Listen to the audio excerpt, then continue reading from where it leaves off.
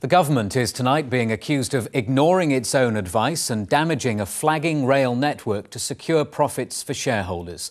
Thousands of commuters across the southwest are affected by new train timetables. Some services have completely disappeared. But overall, the government says passengers are getting a good deal. This report from Lee Rundle. For some passengers, the new First Great Western franchise deal means service cuts.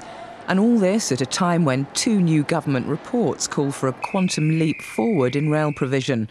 For commuters, this morning, reality hit. It means longer sitting on a crowded train normally and later to work. Have a good day. Which is great. So I think I'm going to start driving now.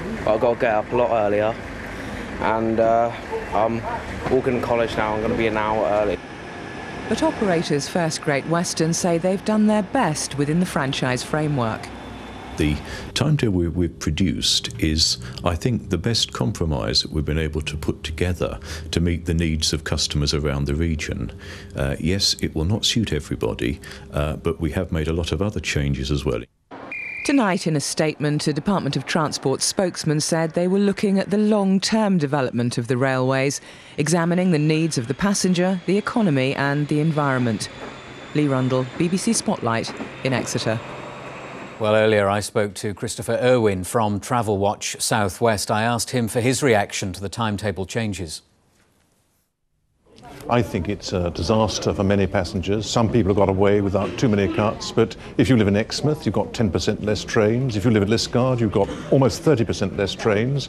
If, on the other hand, you want to travel just from London, Paddington down direct to Cornwall, you're probably a bit better off. But overall, it's not a good deal for the South West. And where do you think the blame lies? Because First Great Western say that they are meeting and in some areas exceeding the service levels agreed by the Department of Transport. So is it First Great Western's fault or the DOT? Well, as with all these things, there's a bit of blame on both sides. The DfT, the government, was too greedy in wanting much more money than was really affordable, over £1 billion over the next 10 years. First Group was too ready to bid above the board for the franchise itself. It was paying more than it can really afford whilst delivering a decent service. In the end, the people that suffer are passengers. They're paying bigger fares, they're getting smaller trains, they're getting fewer seats. Mr. Irwin, thank you very much indeed for joining us.